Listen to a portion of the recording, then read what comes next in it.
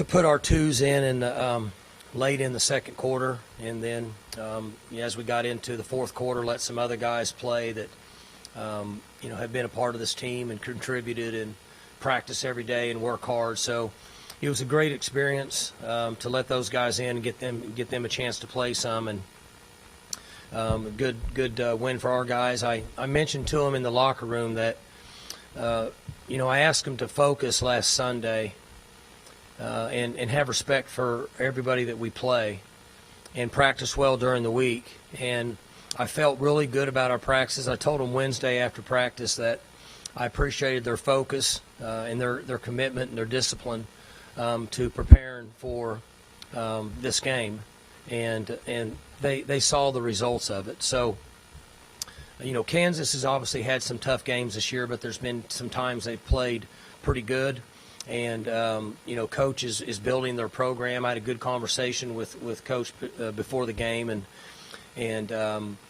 So it was good for us to get back on the winning track, and they can enjoy the game tonight. And then we got to get back and go to work tomorrow, travel out to West Virginia. Going into this game, I know you'd said you'd expected it to maybe be a fourth quarter matchup, which was realistic considering how that OU game went. How much of a relief was it, and how maybe kind of strange was it to have that lead after you all had gone through such close matchups earlier? Well, it was both. I mean, and when I said we'd be in a fourth quarter game, there was nobody there to debate me because we had been in a fourth quarter game every game this year. So, there wasn't anybody that could say, well, I don't think it'll be a fourth quarter game. So it was unusual for us to start taking guys out in the second quarter, and it did feel a little different. I mean, we've had a lot of games around here like that, but not recently. I think of the start that Spencer provided. The what? That Spencer Sanders provided for you all. Well, Spencer played good. He threw the ball. He was effective with that. And then when he had to pull the ball down and run the football, he was effective. And so, he made really good decisions tonight, would be my guess. And he was fairly accurate throwing the football. What do you think of his block? It was a good block, wasn't it? Yeah, that's the thing about him. When people ask me about him, that's what you get from him. He loves to play football, and he throws his body around and did a great job out there blocking on the reverse. Did your heart skip a beat when you saw him using his throwing shoulder to lay that block down? Not with him anymore. He's going to do what he wants to do. He's, like I said, he's kind of like the Tasmanian Devil, the cartoon. He just rolls and goes and just keeps going, and he likes to play football. How do you sort of find the superlatives with your defense? Continuing to do what they do. I don't think Kansas had a first down until well into the second half. Lots of 3-and-outs in the first half. What do you overall, what you got from your defense tonight? They're just playing good. I almost hate to jinx them. They've played well throughout the year. I think that Jim and the staff put good plans together. I think there's an advantage because they're in. I think this is his fourth year, and they have a good feel for his system. We've got a number of guys that are veterans that have played a lot of snaps, and it's hard to really replace experience and maturity, and that's what we have on that side of the ball. But one thing about them that's a little different this year is they all really like each other.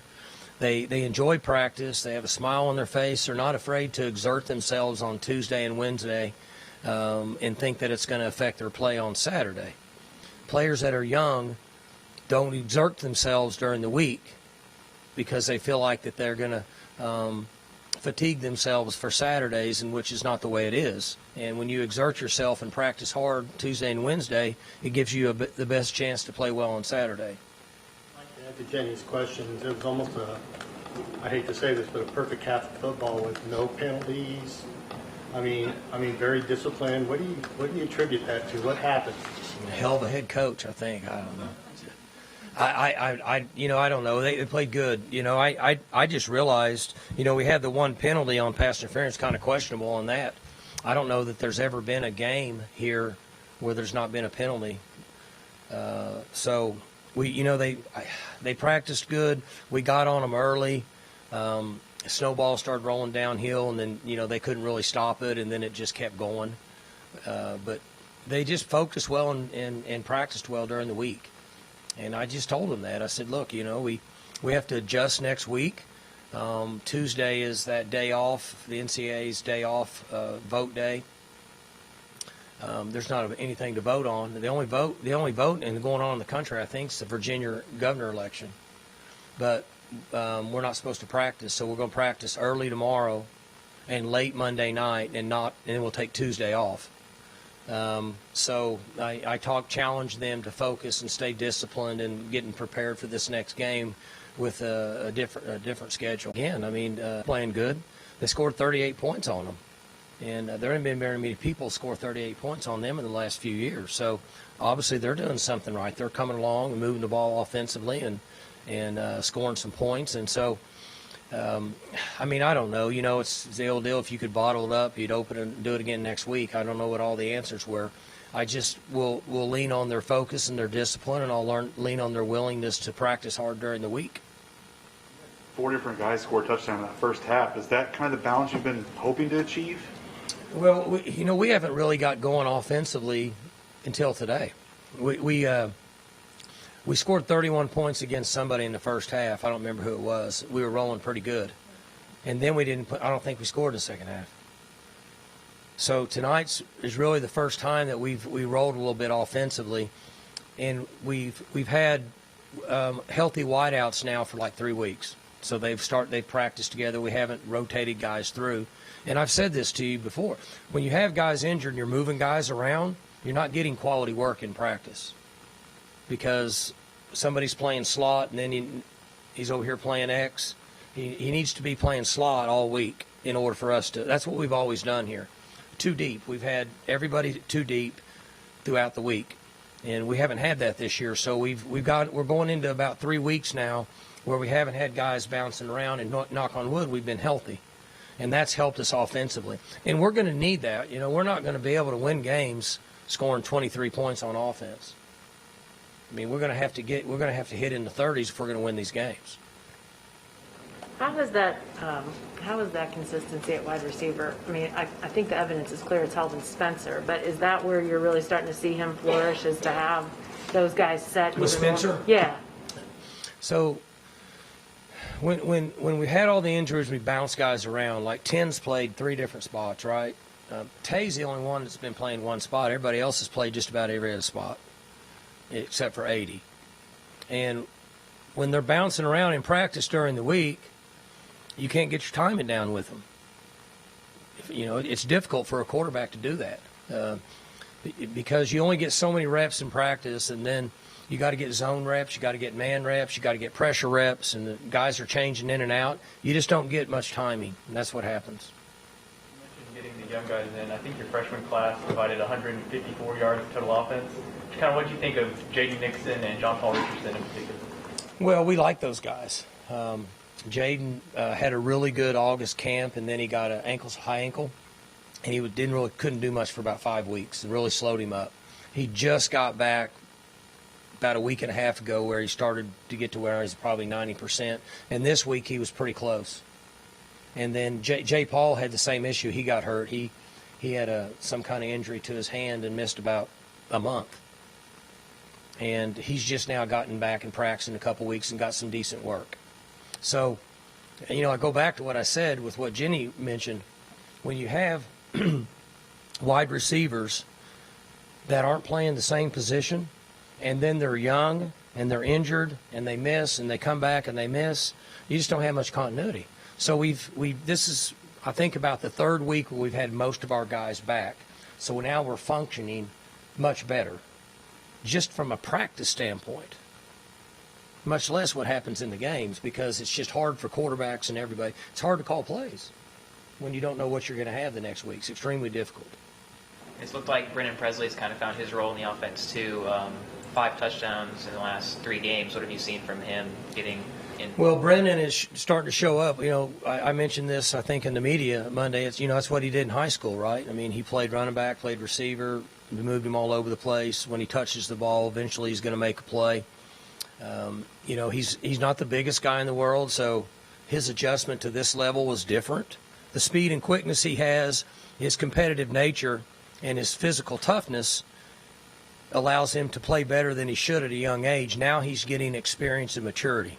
Those are the two most important things. He's learning to do that now. So, I mean, he really should touch the ball I think he would have tonight if we would have been in a normal game at least 10 times doing different things. But when we had some issues with depth at that position, he was bouncing around doing other things, and so we couldn't really lock him into doing certain things that he should have been doing because we didn't know who we were going to have that was healthy. In K-State or in Kansas territory, and score on all 4 drives. What made the offense and the defense able to complement each other so well? Well, the defense, they played good and they got turnovers. They put pressure on the quarterback, right, and had him under duress. You can't hardly get to him because he's really fast. I know Jernigan told me at halftime that it's the fastest quarterback that we've played this year. He said that guy's really fast. And I told him that going into the week. When they sat in here on Tuesday, I told him, I said, this guy's probably the fastest guy y'all played. Because I watched him on video turn the corner and run away from teams.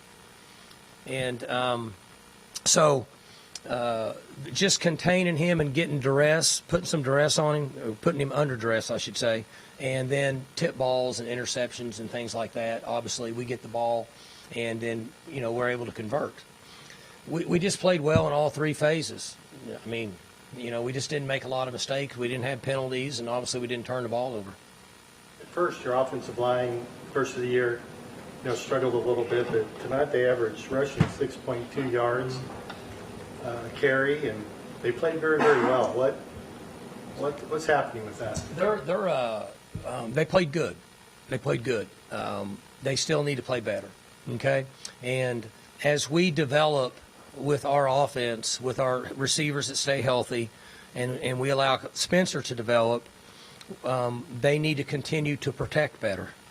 They're learning to be, they're becoming a physical run team. We've seen that over the last 4 or 5 weeks. For the most part, they've been pretty good.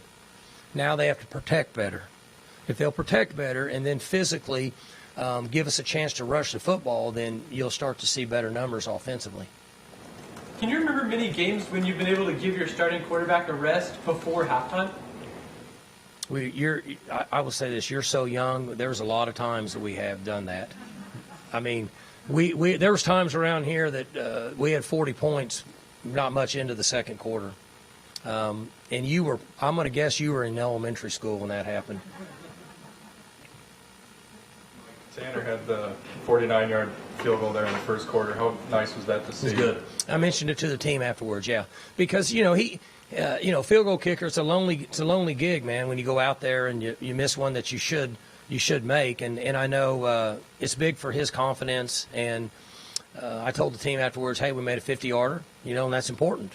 We'll be in games from here on out where we're going to need to kick long field goals. So it's good for him to get his confidence back. And on that first drive, you guys went for it on 4th and 1. Was that just kind of a message to your offense that you're going to be aggressive from the start? Well, yeah, but I mean, if we didn't think that we had a good play that would make it, we wouldn't call it. But we felt good about it. I mean, it didn't work. Sometimes they work, sometimes they don't.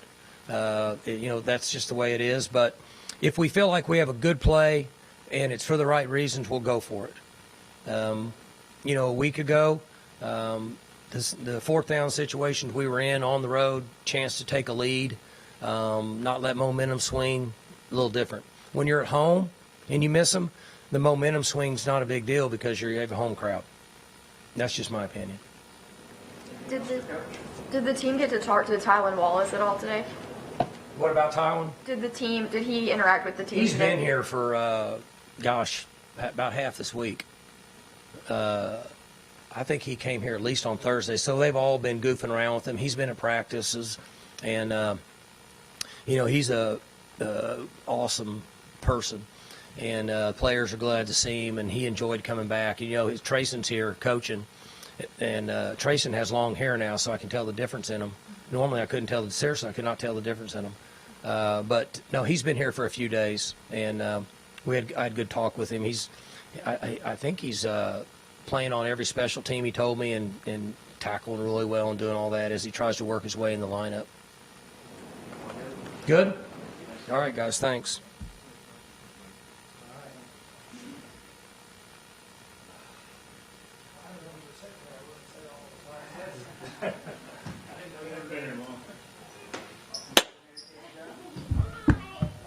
All right, cheers. We're under the gun. Yeah, it was good. Yeah, it was nice to get going, rolling again, and playing some Cowboy football. So life was good. Here we go. That's it. My fact that certain